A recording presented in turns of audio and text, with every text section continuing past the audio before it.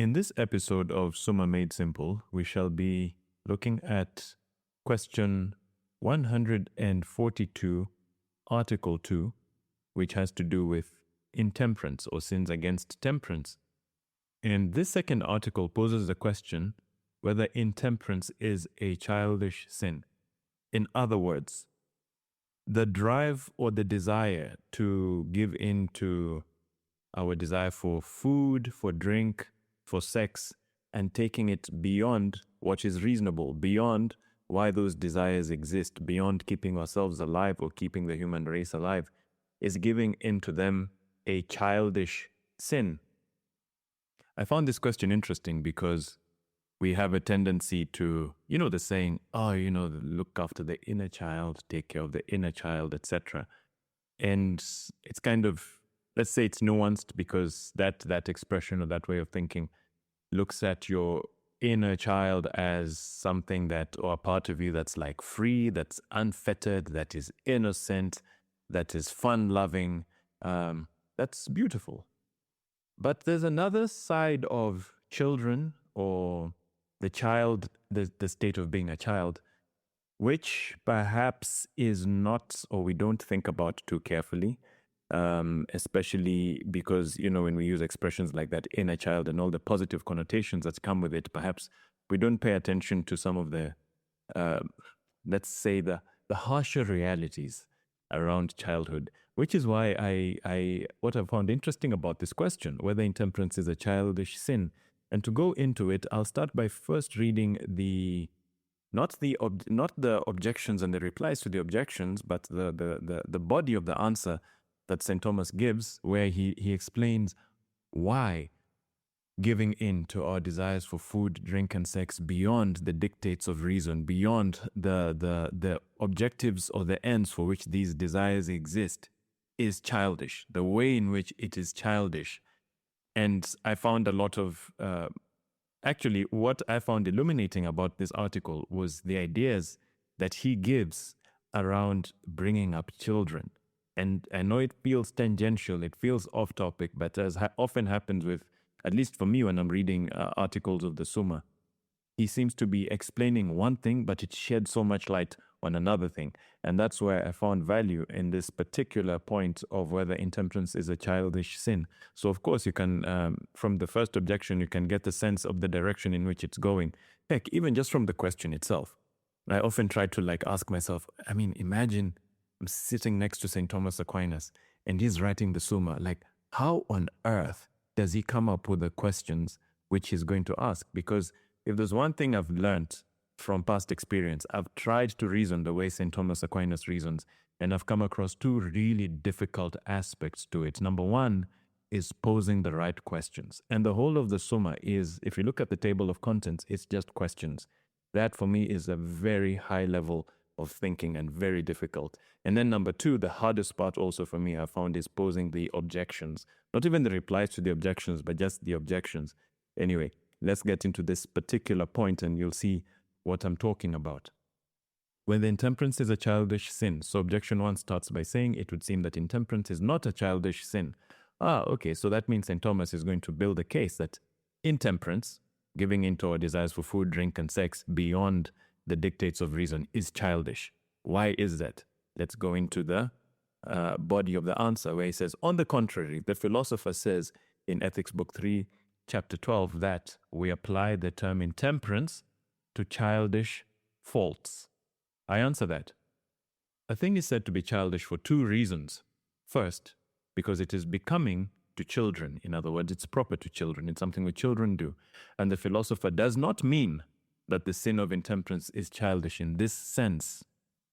Secondly, by way of likeness, and it is in this sense that sins of intemperance are said to be childish. So basically, the idea here is that when you look at a child, there are some things which are proper to children or in keeping with the nature of children. That's not what he means when he says it's childish. However, when you look at children, you also find there are certain behaviors which children manifest or which portray which when you think about them carefully, you'll realize these are actually, children may carry these out, but they're not proper to children. Children are not supposed to behave in this way. And that's why they need to be reared, they need to be nurtured, they need to be educated so that you can get these behaviors out of them. And it is in this sense that sins of intemperance are said to be childish. Going on. For the sin of intemperance is one of unchecked concupiscence, which is likened to a child in three ways. What is concupiscence? That's a big word. It's one of those words which one has to define or describe over and over and over again. To understand the term concupiscence, basically, it's almost like the term concupiscence is a shortening. The full word is concupiscible appetite. You'd be like, Fidel, you just made this even more complicated. Okay, so we need to break those two words down, because a concupiscible appetite is what is referred to as concupiscence. What is an appetite? An appetite is not just okay, nowadays we mean like, bon appetit, like, something to do with food, like a desire for food, right? But in the classical philosophical sense in which St. Thomas is using it, appetite means a leaning towards something, a direction inside of us. Like, think of it as an attraction. If it is a compass, if you are a compass, you have a appetite towards true north. A compass has an appetite towards true north, meaning it's always pointing towards one direction. It's always pointing in a certain direction, leaning towards a certain direction, an attraction towards a certain thing. That is an appetite. Now, we have a lower part and we have a higher part, right? We've got an animal nature and we've got a spiritual nature. Now, both of those natures have appetites. They've got things which they lean towards. So, for instance, your higher part, your more spiritual part, has a leaning towards things which are true, has a leaning towards knowledge or gaining of the truth, has a leaning towards having what is good, has a leaning towards enjoying what is beautiful. Those are like our more spiritual appetites. Then we've got your animal part, which we share in common with the beasts. And there we also have desires or directions or leaning towards or attractions towards things, most of which tend to keep us alive, such as the desire for food, drink, and sex. Now, these appetites of our lower part are what are referred to as the concupiscible appetites, also known as concupiscence, like a shortening. Instead of saying concupiscible appetite over and over again, which is a mouthful, you just say concupiscence. So that's what St. Thomas means when he says, for the sin of intemperance is one of unchecked concupiscence, which is likened to a child in three ways.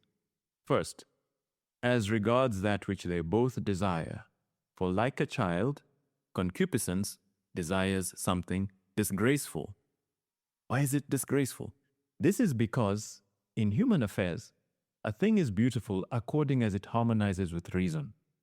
That's really important. St. Thomas likes to drop these little pearls of wisdom, which are worth memorizing and worth remembering. This is one of those guiding principles which you can always rely on in any situation or any thought process where you have to think through a way of behaving in future. Just remember this. In human affairs, a thing is beautiful according as it harmonizes with reason. Wherefore, Tully says, under the heading, comeliness is twofold. So Cicero says comeliness or beauty is twofold. That the beautiful is that which is in keeping with man's excellence insofar as his nature differs from other animals.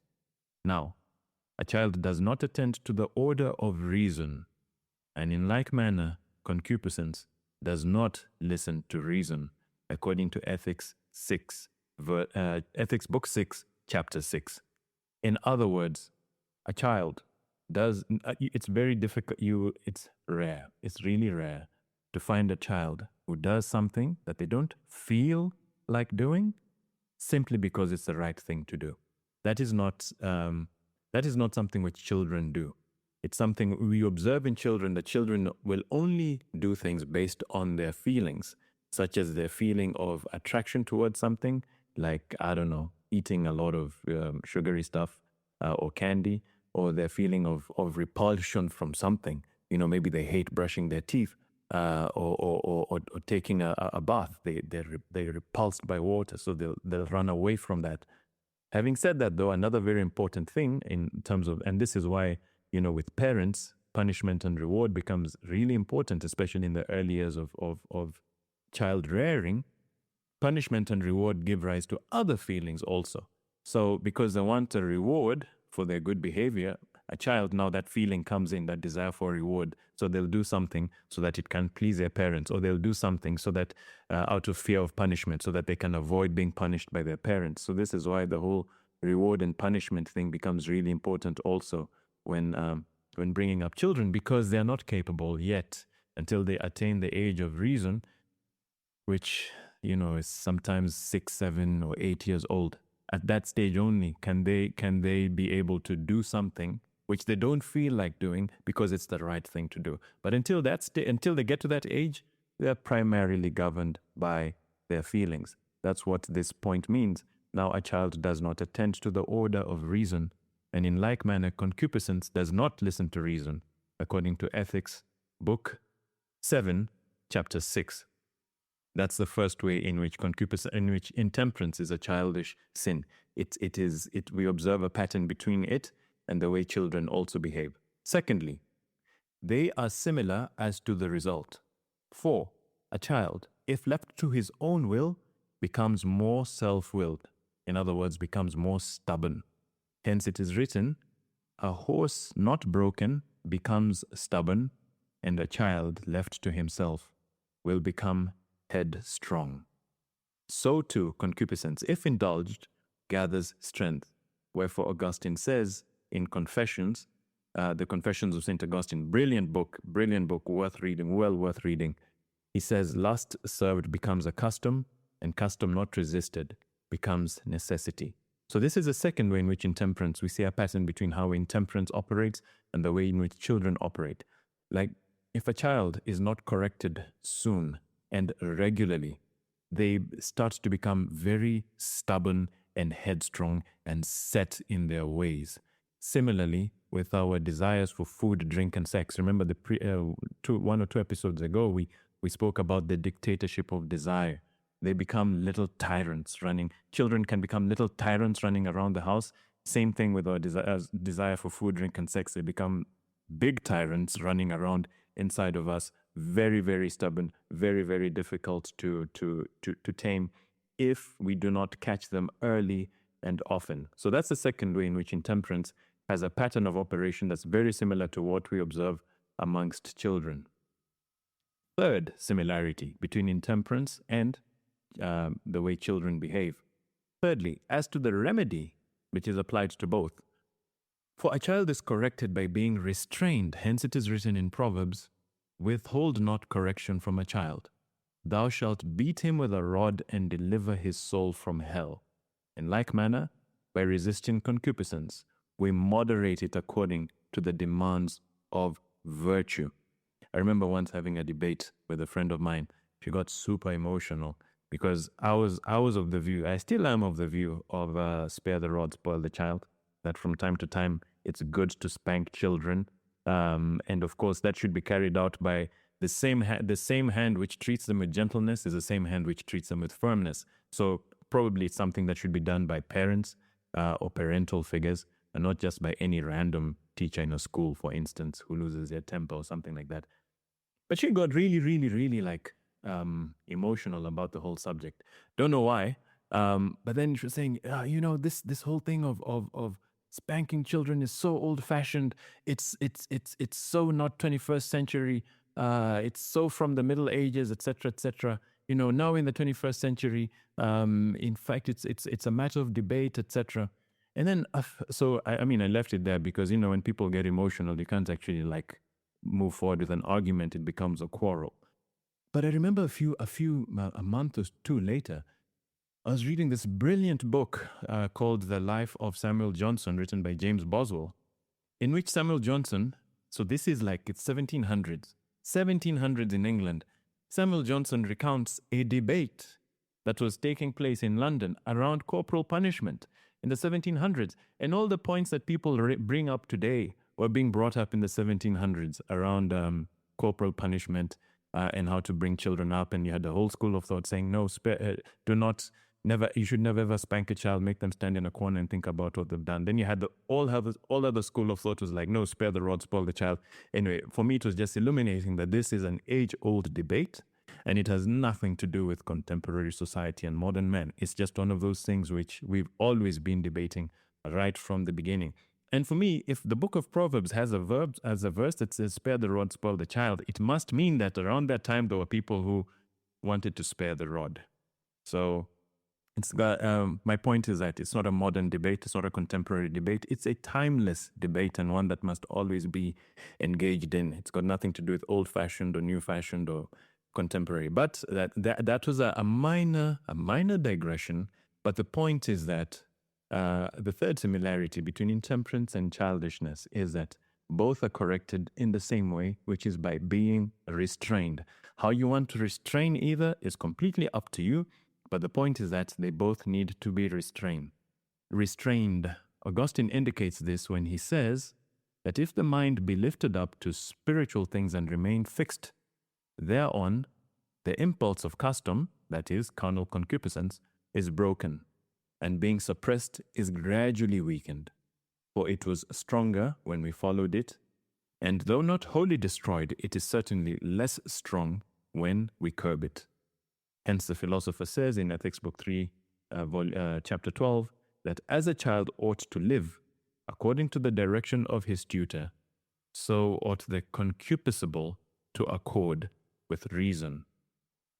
There's one objection which I wanted to touch on, which I found particularly interesting, which is the third objection, which is that actually let's also just read the first one really quickly, because the first objection to this, whether intemperance is a childish sin, gives that quotation from the gospel when Jesus said you have to become like children. Only those who are like children will enter the kingdom of God.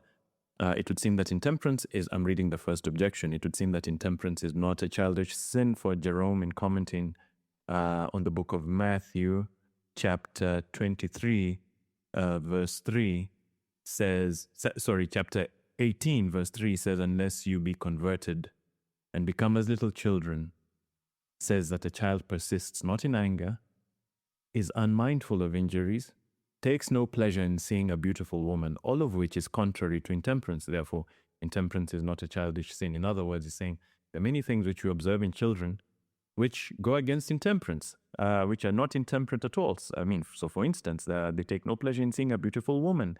They're unmindful of injuries. They do not persist in anger. So these are things which we shall discuss later, that anger actually falls under temperance, or lust falls under intemperance. These fall under the cardinal virtue of temperance, anger, lust, etc. We'll discuss them further on. And the reply to that objection that St. Thomas gives is, this argument takes the term childish as denoting what is observed, merely observed in children. It is not in this sense that the sin of intemperance is said to be childish, but by way of likeness, as stated above. Basically saying there's a nuance here. There's actually a nuance, and we can't just keep applying everything that we read in Scripture with a literal lens. We have to be able to think through these things, which is part of loving God with all of your mind. And the third objection, which I wanted to touch on really quickly, is the third objection says, further children should be fostered and nourished. That whole thing of the inner child, right? Further children should be fostered and nourished, whereas concupiscence and pleasure, about which intemperance is concerned, are always to be thwarted and uprooted, according to Colossians. Mortify your members upon the earth, which are concupiscence, etc. Therefore, intemperance is not a childish sin, because children should be fostered and nourished. And the reply to this is, that which regards nature should be nourished and fostered in children. In other words, that which is proper to children.